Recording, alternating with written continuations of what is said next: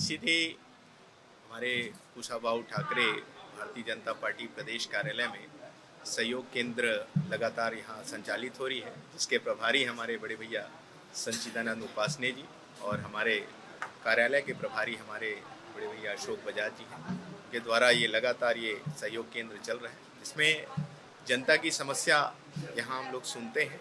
हमारे कार्यकर्ताओं की समस्या हम सब सुनते हैं और जो त्वरित जिसका निराकरण हो सकता है उसको अधिकारियों से बात करके उसको निराकरण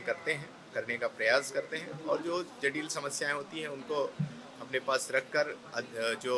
विभागीय अधिकारी हैं जिससे जुड़े हुए प्रकरण हैं उनके पास उनको भेजते हैं और आने वाले समय में उनकी भी समस्याएं दूर हो जाए इसका फॉलोअप करके उस समस्या को दूर करने का काम कर रहे हैं। और आज लगभग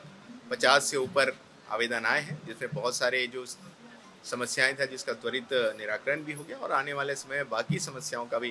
निराकरण होगा, क्योंकि माननीय मुख्यमंत्री विष्णुदेव साय जी के नेतृत्व में सबका साथ और सबका विकास, सबका विश्वास और सबके प्रयास के मूल मंत्र के साथ हम काम कर रहे हैं और जनता की सेवा के लिए पूरा